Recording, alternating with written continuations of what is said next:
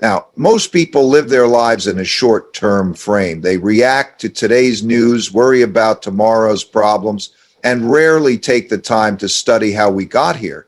But if you want to make sense of what's happening now, whether it's in economics, politics, or society, you need to understand the underlying patterns that brought us to this point. And those patterns are all buried in history. History has a way of revealing truths that most people tend to ignore. When you zoom out, really zoom out, and look at the long arc of time, patterns start to emerge. These patterns aren't coincidences. They're part of how the world works. Civilizations rise and fall. Economies boom and bust. Ideologies come into favor, dominate, and then collapse. The faces change, the technology evolves, but the behaviors and consequences remain largely the same. That's because human nature hasn't changed. And when you understand that, you realize something critical. History repeats itself. We've seen this time and again in ancient Rome, in dynastic China, in 20th century superpowers.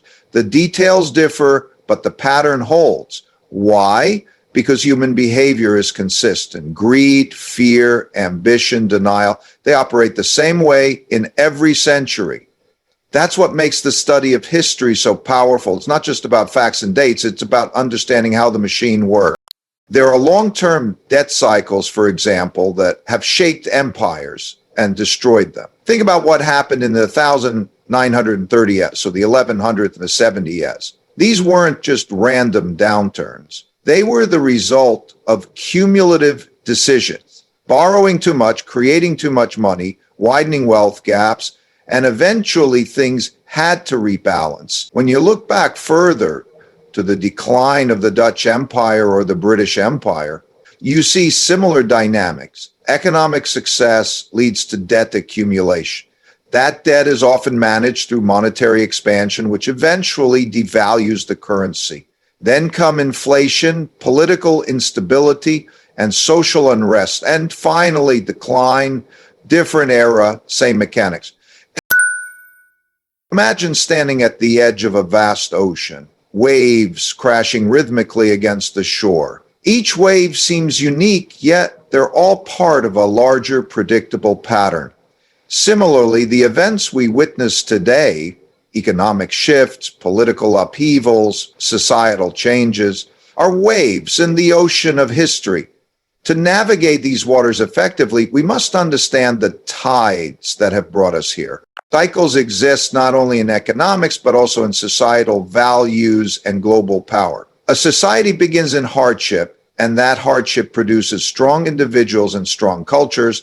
That strength leads to success, militarily, economically, culturally.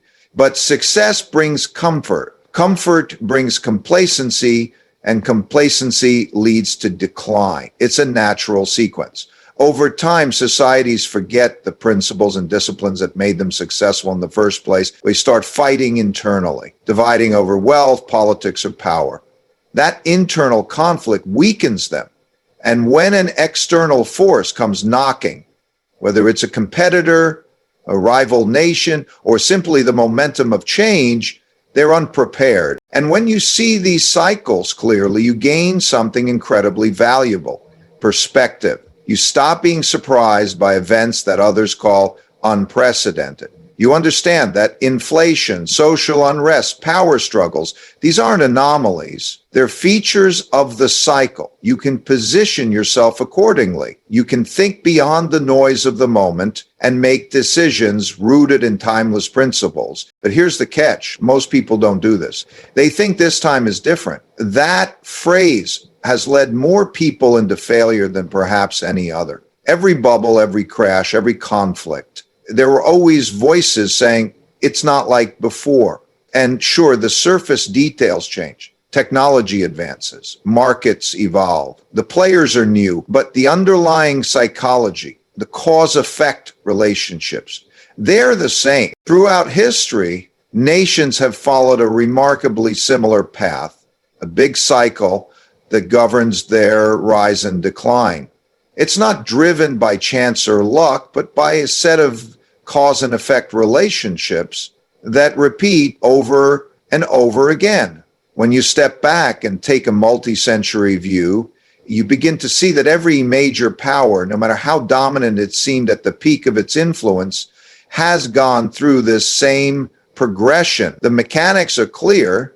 The only difference is where each country is in the cycle at a given moment. It usually begins with a period of rebuilding after some kind of collapse or disruption. Out of necessity, people work hard, they innovate, they save, and they invest. There's a strong emphasis on education, productivity, and cooperation. Institutions are rebuilt or created anew, and there's a sense of shared purpose. During this phase, a nation becomes increasingly competitive. Exports grow, wealth accumulates, the country builds up its reserves and becomes financially strong. It's one of the great paradoxes of human progress. We move forward best when we look backward, not with nostalgia, but with clarity. Because in the stories of those who came before us, in the rise and fall of past empires, in the booms and busts of prior decades, lied the clues we need to navigate today's world. The past is not dead. It's not even past. It's the roadmap to the present. And if we ignore it, we do so at our own peril. Understanding cycles doesn't mean you can predict the future perfectly, but it means you can prepare better. You can see when things are getting out of balance. You can recognize warning signs that others ignore. You can act with discipline when others are driven by emotion. That's what successful people and successful societies do. They learn from the past, they internalize the lessons, they build principles around them, and they avoid making the same mistakes twice. As economic success builds, so does power, militarily, geopolitically, and culturally. The country becomes a leader on the global stage, its currency becomes trusted, its people are confident. And that confidence fuels further investment and innovation. This is the ascent. It's the golden age, the period that future generations often look back on as a model, but it's also where the seeds of decline are often planted. With success comes greater income and wealth, but that prosperity is rarely distributed evenly. Over time, the gap between the rich and the poor widens. The elites gain influence over politics, policies begin to favor capital over labor, and the social contract begins to fray. Debt also tends to rise. At first, borrowing is excessive. It funds infrastructure, education, or innovation. But eventually, the borrowing becomes excessive. It's used to maintain lifestyles and cover deficits rather than build new value. This middle stage is marked by growing internal tensions. The society becomes more divided. Political polarization increases. Trust in institutions starts to erode. The nation may still appear strong from the outside, but internally it's becoming fragile. This is often when a country starts to lose its competitive edge. Education standards decline, productivity growth slows, innovation becomes incremental rather than transformative. The bureaucracy grows and decision-making becomes sluggish or self-serving. This is not theory. It's the documented pattern of every major power in history, from ancient China and Rome to the Dutch, the British, and more recently, the American experience. The cycle holds. There are always unique aspects, cultural differences, technological conditions, global context, but the broad arc remains consistent. A nation rises through strength, education, savings, and innovation, declines through debt, inequality, internal conflict, and lost competitiveness. Externally, rising powers begin to challenge the dominant one. New economies are hungrier, more disciplined, and more dynamic. They start taking market share, influence, and strategic ground. The dominant power often responds by using its strength, military, economic, or diplomatic, to hold on to its position. But if it fails to reinvigorate itself internally, if it doesn't address the imbalances and divisions at home, it becomes vulnerable. Eventually, the cost of maintaining dominance exceeds the returns. Debt burdens become unmanageable. Inflation rises or austerity takes hold. Social unrest becomes more frequent and more intense. Sometimes it leads to revolutions, sometimes to civil wars. Often it simply results in stagnation and decline. The empire or superpower or dominant nation of the time loses its place at the top. Leaders who understand the cycle can take action early. They can reinforce the foundations of success: education, innovation, meritocracy, and unity. They can control debt, manage inequality, and maintain strong institutions. But that requires discipline, foresight, and the willingness to make hard choices in good times, not just bad ones. What's most striking is how unaware people often are of where they are in the cycle. When things are going well, they assume it will continue forever. When things start to deteriorate, they believe it's just a temporary setback. But the cycle doesn't stop because people want it to. It only changes when the underlying forces driving it are acknowledged and addressed. Understanding the big cycle of nations isn't just about predicting decline. It's about identifying what needs to be done to sustain greatness. Because while decline is common, it is not inevitable. It can be delayed or even reversed if the lessons of history are taken seriously and applied with integrity. But if they're ignored, the outcome becomes predictable. The same forces that built a nation can undo it. That's how the big cycle works. In the early stages of a debt cycle, borrowing is manageable. Interest rates are low, debt levels are modest, and repayments are sustainable. The economy grows as a result of the increased spending. This gives people confidence, which fuels more borrowing. Asset prices rise, credit expands, people feel richer, but that's where the danger creeps in. Because rather than saving during the good times, people keep borrowing. Governments, businesses, consumers, they all assume the boom will continue. If you want to understand how economies work, you have to start by understanding how debt and monetary policy interact. They are the two most powerful levers that drive economic conditions. Over time, most people focus on things like productivity or innovation, and yes, those matter. But over the shorter term, what moves markets, what triggers booms and busts, what determines whether economies grow or collapse, often comes down to debt cycles and how money is managed. The problem is, very few people look at these forces through the lens of history.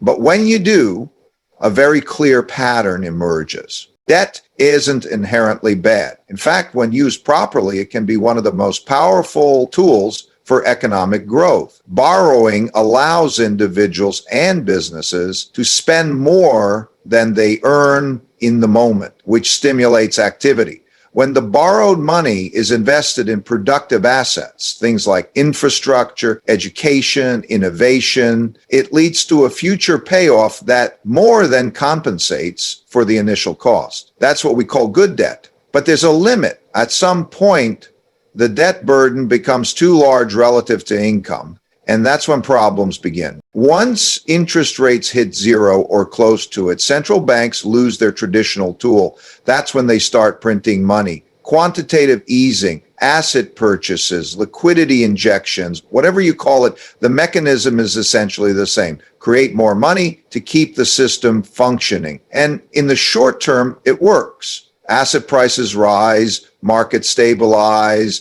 but the side effects can be enormous. Inflation begins to creep in. The wealth gap widens because the people who own assets benefit, while those who don't fall further behind. Social tension builds. Eventually, debt grows faster than income. And when that happens, the burden becomes unsustainable. More and more income goes towards servicing existing debt rather than being invested or consumed productively.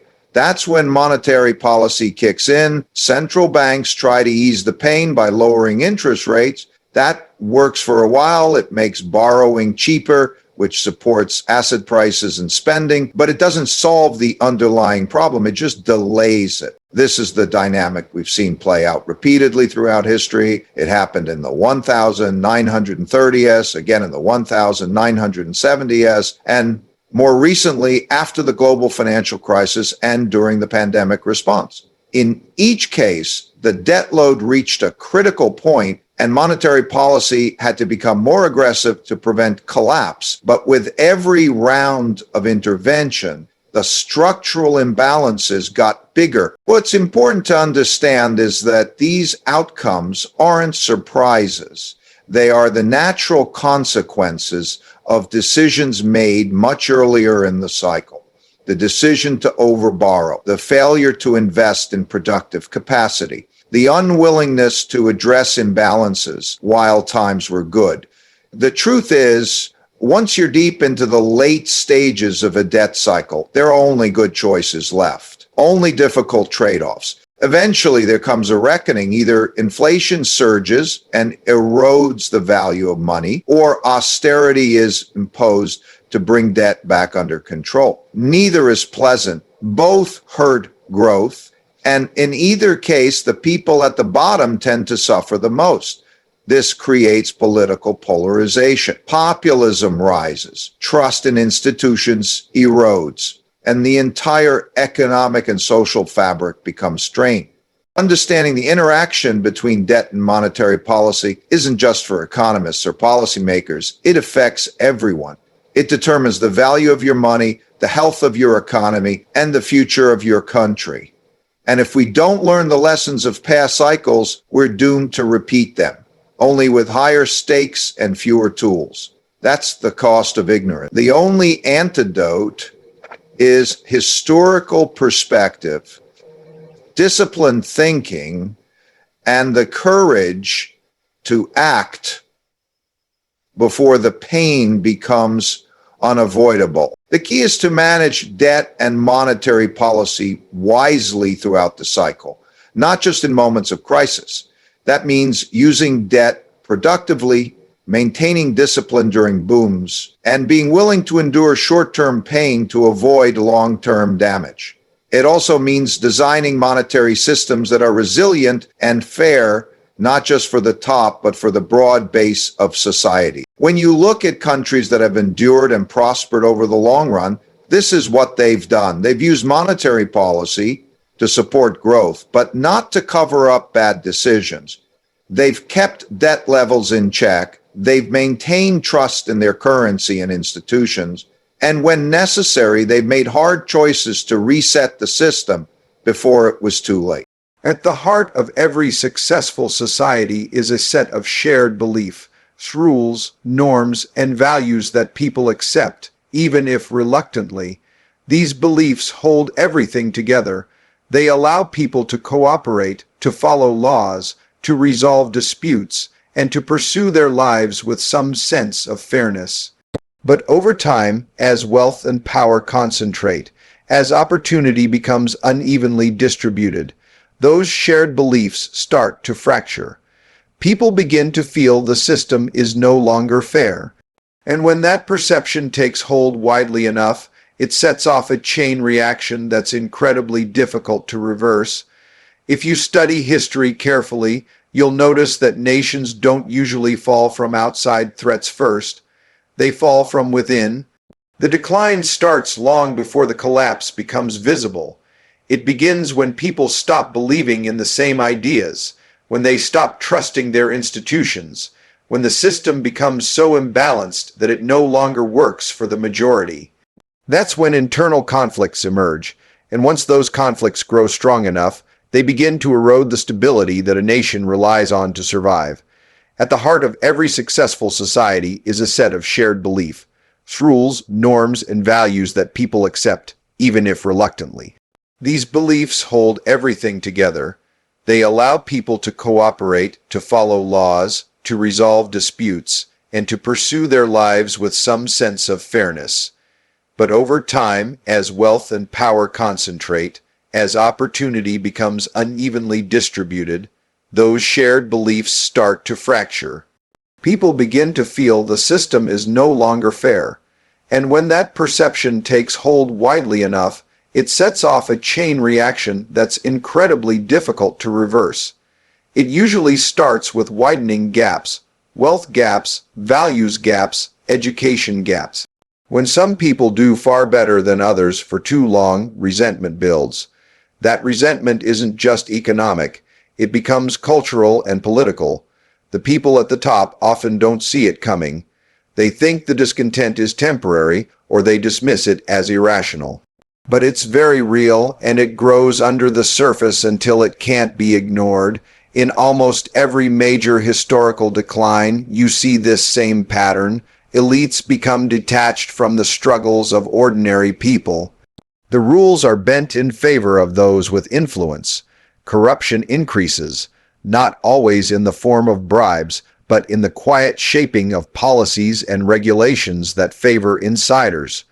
Trust in government, in media, in justice systems begins to erode. When that trust breaks down, people start looking for alternatives. That's when you get radical politics, extremism, and calls to tear the system down. This isn't just theory, it's what's happened time and again. In ancient Rome, the Republic fell not because of foreign invaders, but because of internal division, inequality, and a breakdown in governance. In the French Revolution, the aristocracy ignored growing unrest until it exploded violently. Even in more recent times, we've seen stable democracies descend into chaos when internal conflicts were left unresolved.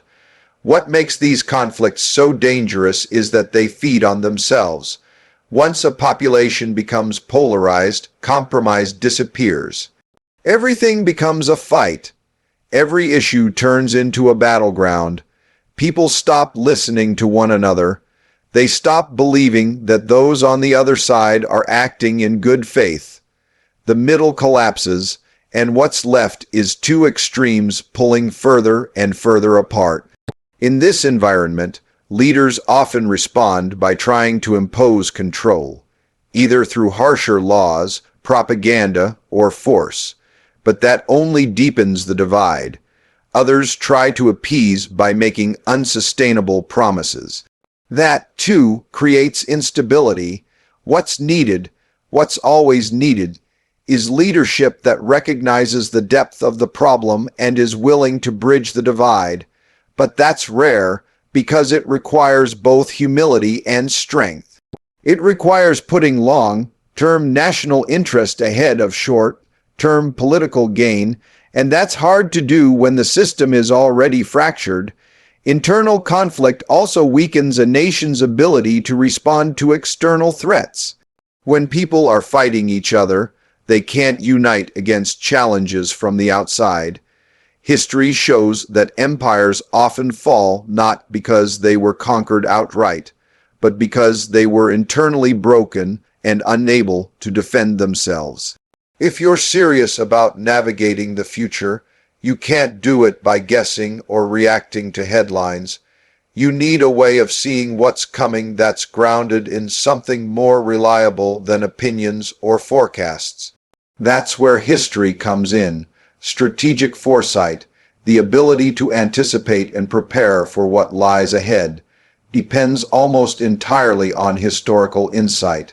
The future may be uncertain, but it is shaped by patterns that have repeated for centuries. When you understand those patterns, your perspective becomes clearer, your thinking becomes sharper, and your decisions become better. Most people don't do this. They think in short time frames, months, quarters, maybe a few years out. They make decisions based on recent experience, assuming the future will look like a slightly modified version of today. That mindset is dangerous, because the biggest changes, the most disruptive shifts, don't announce themselves with fanfare. They build slowly, accumulate over time, and then break suddenly. If you're not paying attention to how similar dynamics played out in the past, you won't see the signs. You'll be surprised. And when you're surprised, you're vulnerable. What history gives you is not a crystal ball. It's a framework, a way to understand cause and effect, how debt builds, how empires rise and fall, how internal conflicts escalate, how monetary policies distort incentives, how global power shifts. These things don't happen randomly. They happen as part of cycles. sometimes long, sometimes short, but always present. And if you know what to look for, you can start to see where you are in the cycle and what likely comes next. For example, when you see massive debt accumulation, rising inflation, widening wealth gaps, and political polarization, you shouldn't be confused. You should be thinking about late-stage cycles. That doesn't mean collapse is inevitable, but it means pressure is building. The wise move isn't to panic, but to prepare, to reduce risk exposure, to maintain liquidity, to strengthen relationships and institutions that can weather the storm. That kind of preparation is only possible if you recognize the signals early enough, and you only recognize them if you've studied how they played out before. The reason so many people, businesses, and even governments get caught off guard is that they don't step back far enough. They get stuck in their own time and place. They assume things are fundamentally different now, that human nature has changed, that technology has made old lessons obsolete. But history shows again and again that while the tools may evolve, the behaviors stay the same. People are still driven by fear and greed. Leaders still make decisions based on incentives. Societies still fracture when inequality gets too extreme. None of that is new. Strategic foresight is about more than just being smart. It's about being humble. It's about recognizing that you don't know everything and that the people who came before you faced similar problems and left behind a record of what worked and what didn't. Ignoring that record isn't bold, it's foolish. The best strategists, whether in business, government, or life, are students of history. They study it not as a set of facts, but as a playbook. They learn to recognize the moves, the setups, the traps. They train their intuition through repetition, just like athletes, just like pilots, just like investors. When you operate from historical insight, you stop reacting emotionally to events. You understand that booms create bubbles and that bubbles eventually burst.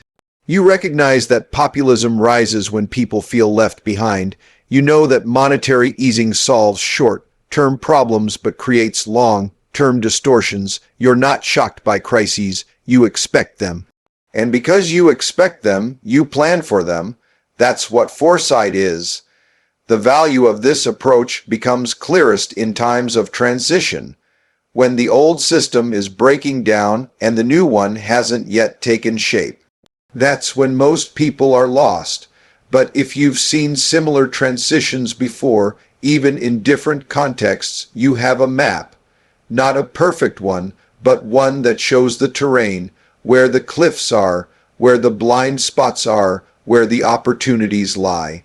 This isn't just intellectual, it's practical. It's the difference between leading and following, between thriving and barely surviving. Whether you're managing a company, running a country, or just planning your life, the ability to see ahead depends on your willingness to look behind. Because the future is not disconnected from the past.